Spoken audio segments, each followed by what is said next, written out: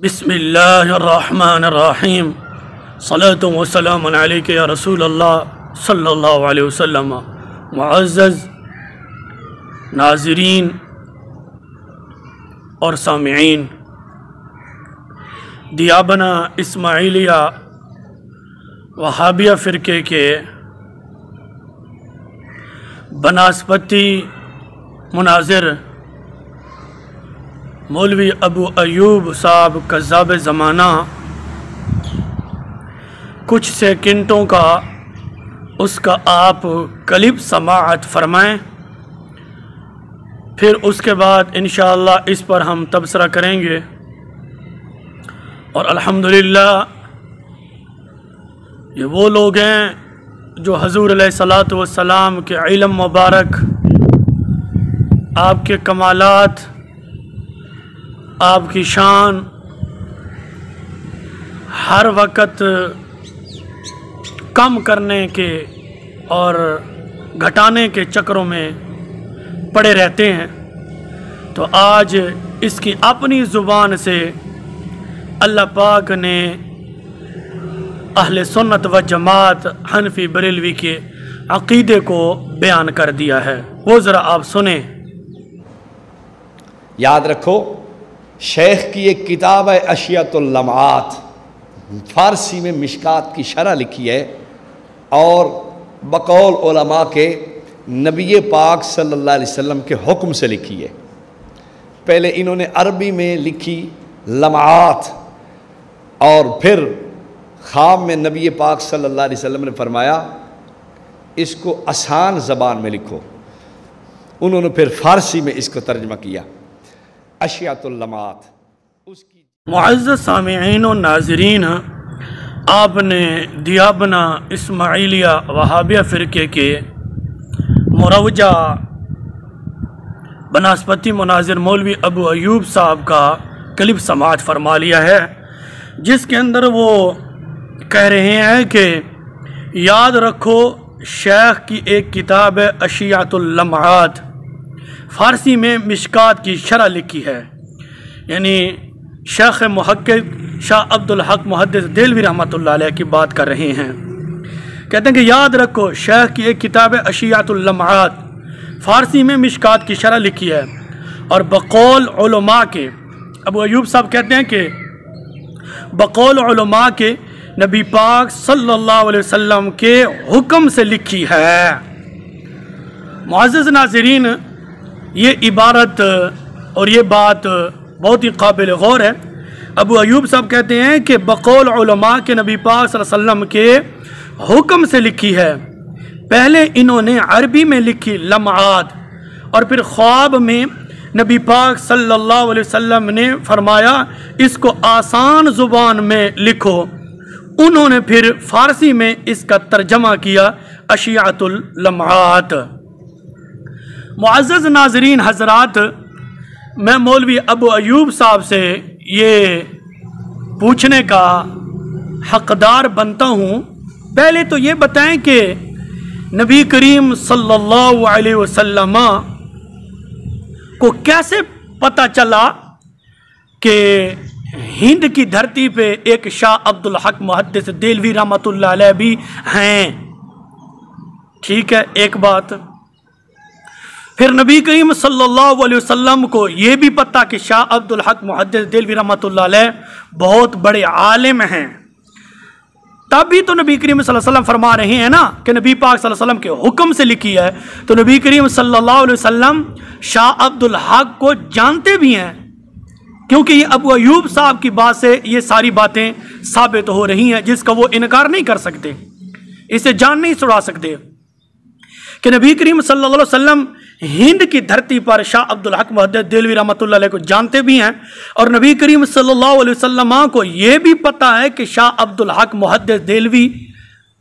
ایک آدمی بہت بڑے عالم موجود ہیں، اور وہ یعنی کہ ایسی کتاب لکھ سکتے ہیں، عربی کی کتاب کی شرح بھی لکھ سکتے ہیں، تب بھی تو نبی کریم صلی اللہ علیہ وسلم نے حکم فرمایا نا، کیونکہ یہ ابو ایوب صاحب خود کہہ رہے ہیں کہ نبی کریم صلی اللہ علیہ وسلم کے حکم سے لکھی۔ کون سی کتاب؟ اشیاۃ اللمعات، فارسی میں مشکات کی شرح ہے۔ انہوں نے عربی میں لکھی لمعات، پھر کہتے ہیں کہ ان کی جو پہلی شرح تھی نا وہ عربی میں تھی لمعات، پھر کہتے ہیں کہ خواب میں نبی پاک صلی اللہ علیہ وسلم نے فرمایا اس کو آسان زبان میں لکھو، یعنی کہ نبی کریم صلی اللہ علیہ وسلم کی خواب میں زیارت مبارک ہوئی اور نبی کریم صلی اللہ علیہ وسلم نے فرمایا اس کو آسان زبان میں لکھو، یعنی کہ نبی کریم صلی اللہ علیہ وسلم اتنا بھی جانتے ہیں کہ عربی میں جو شرح ہے وہ لوگوں کے لیے مشکلات ہے، وہ لوگوں کے لیے آسان نہیں ہے، یعنی کہ نبی کریم صلی اللہ علیہ وسلم یہ بھی جانتے ہیں کہ شاہ عبد الحق محدث دہلوی رحمۃ اللہ علیہ نے جو پہلی شرح لکھی لمعات عربی میں ابو ایوب صاحب کے بقول،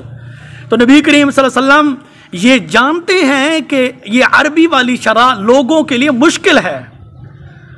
اور نبی کریم صلی اللہ علیہ وسلم نے اس لیے تو حکم فرمایا اس کو آسان زبان میں لکھو، تو انہوں نے پھر فارسی میں اس کا ترجمہ کیا اشیات اللمعات۔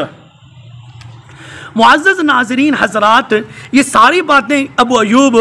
دیوبندی صاحب کی بات سے ثابت ہو رہی ہیں کہ نبی کریم صلی اللہ علیہ وسلم شاہ عبد الحق کو جانتے بھی ہیں اور شاہ عبد الحق کی کتب کو بھی جانتے ہیں کہ انہوں نے ایک عربی میں شرح لکھی ہے، پھر نبی کریم صلی اللہ علیہ وسلم نے فرمایا عربی والی لوگوں کے لیے مشکل ہے،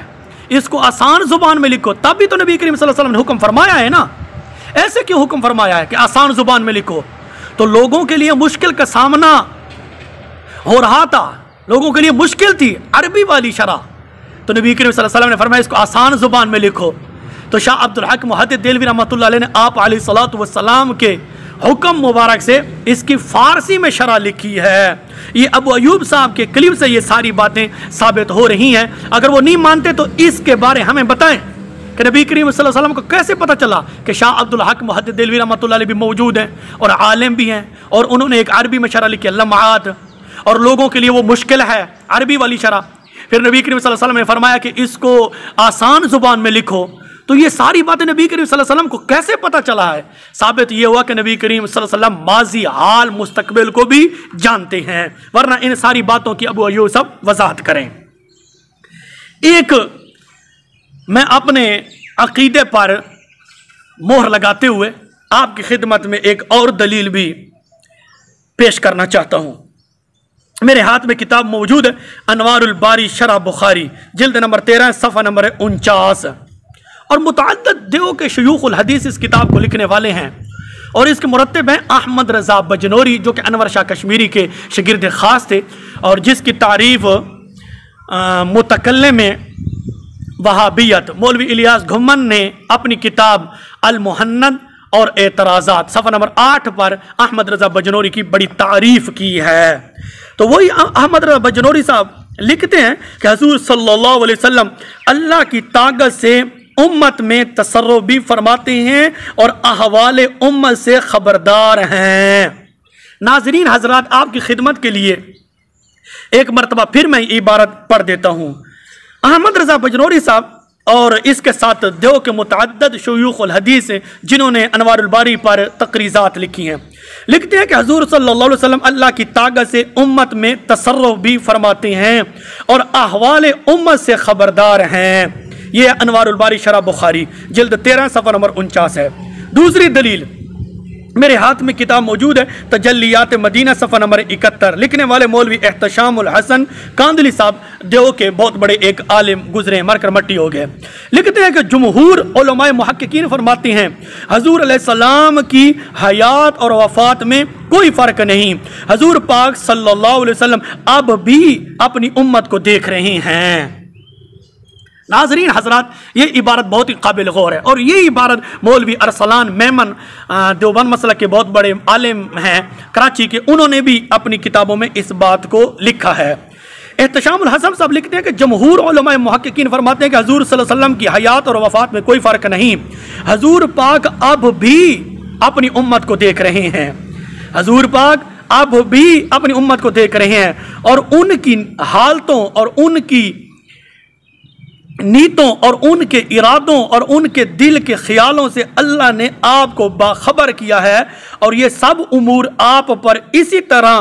روشن اور واضح فرمائے ہیں کہ ان میں کوئی پوشیدگی باقی نہ رہی۔ تجلیات مدینہ صفحہ نمبر 71، مولوی احتشام الحسن کانولی صاحب اس کتاب کو لکھنے والے ہیں۔ تو ناظرین حضرات، یہ اہل سنت و جماعت حنفی بریلوی کا عقیدہ ہے جو کہ مخالفین اس کو تسلیم کر رہے ہیں۔ یہ اعلیٰ حضرت مولانا احمد رضا خان فاضل بریلوی رضی اللہ تعالی عنہ کی زندہ کرامت ہے، جس کو مخالفین تسلیم بھی کر رہے ہیں اور اپنی کتابوں میں لکھ بھی گئے ہیں۔ اللہ رب العزت کی بارگاہ میں دعا ہے رب ذوالجلال ہم سب کو نبی علیہ الصلوۃ والسلام کی سچی محبت نصیب فرمائے، آمین۔